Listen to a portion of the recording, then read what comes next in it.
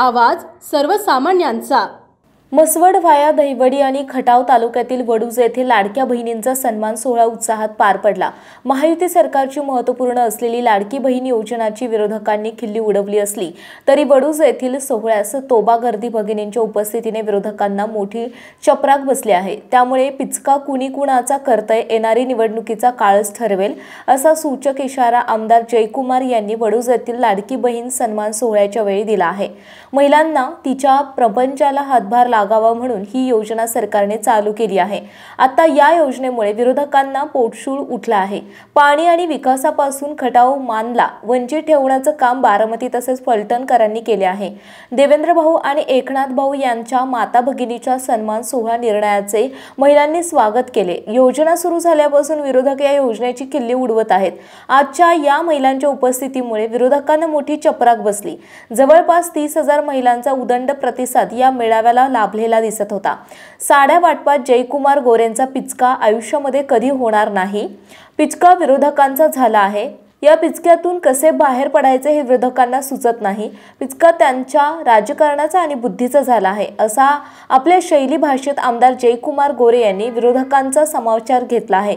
आमदार जयकुमार गोरे पुढे म्हणाले, या कार्यक्रमाच्या ठिकाणी स्टेजवर न थांबता आलेल्या बहिणींचा सन्मान आणि स्वागत करण्यामध्ये मी वेळ घालवला आहे।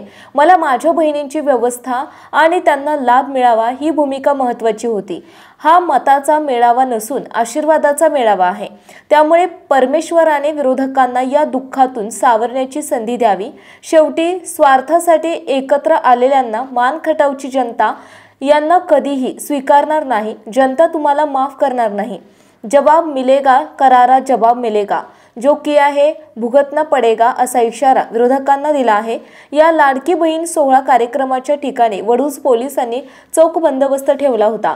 काही अनुचित प्रकार घडू नये यासाठी पोलीस निरीक्षक घनश्याम सोनवणे यांच्या मार्गदर्शनाखाली पोलीस तसेच महिला पोलिसांनी करडी नजर ठेवत कार्यक्रम सुरळीत पार पाडण्यात आला। यावेळी डॉक्टर दिलीप येळगावकर, प्राध्यापक बंडा गोडसे, धनंजय चव्हाण, सदाशिव खाडे पुणेकर, अंकुश गोरे, सोनिया गोरे, तहसीलदार बाई माने, श्रीकांत बनसोडे, निलेश करपे तसेच मान खटाव भागातील मान्यवर उपस्थित होते।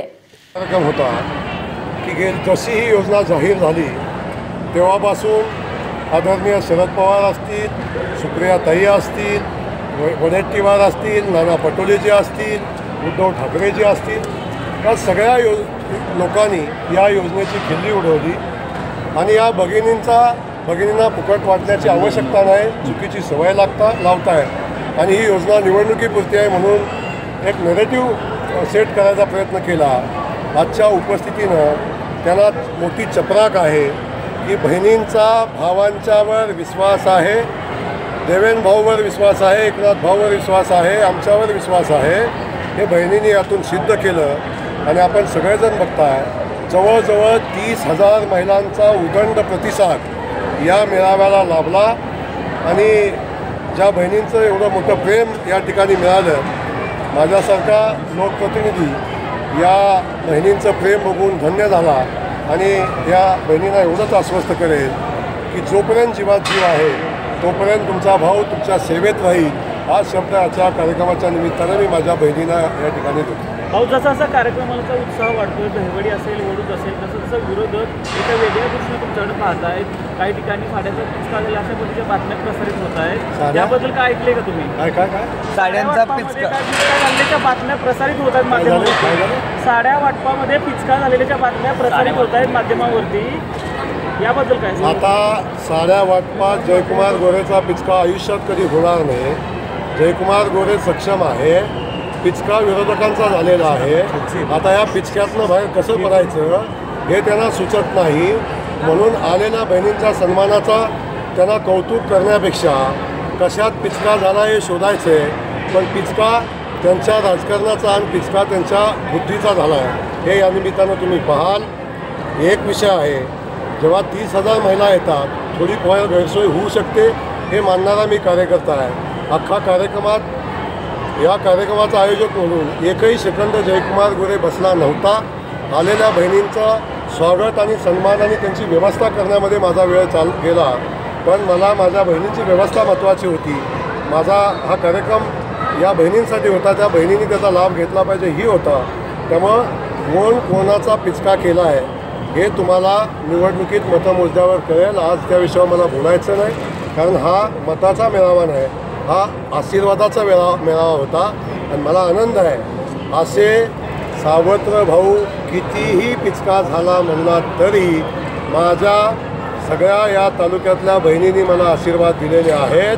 त्या आशीर्वादानं या सगळ्या भावांचं पानिपत होईल आणि यांना जागा सापडणार नाही.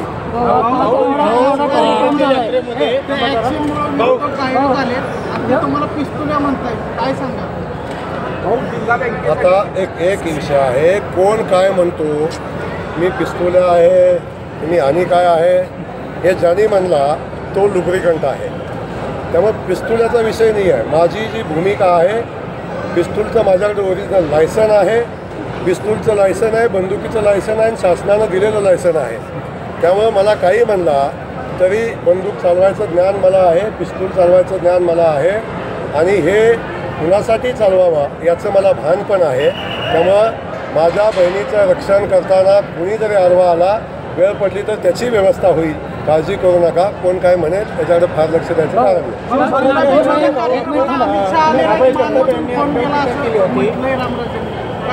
आता एक विषय आहे, आदरणीय रामराजेंनी काल आपण सगळ्यांनी बघितलं, एक मेळावा घेतला.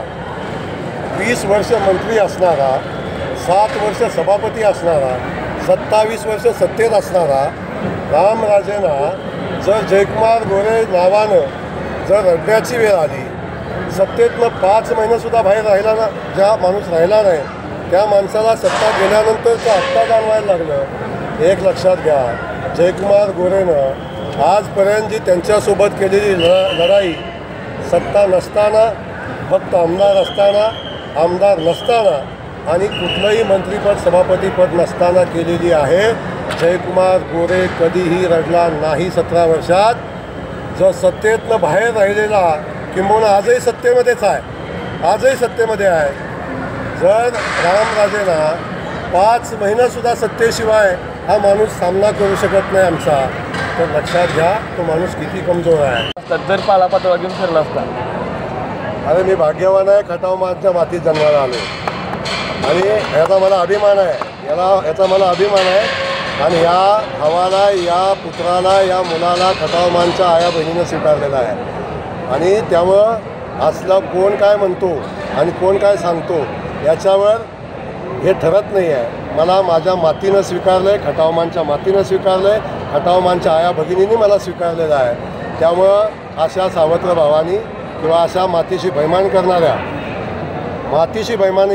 रामराजेची तरफदारी करणाऱ्यांनी मला शिकवू नये.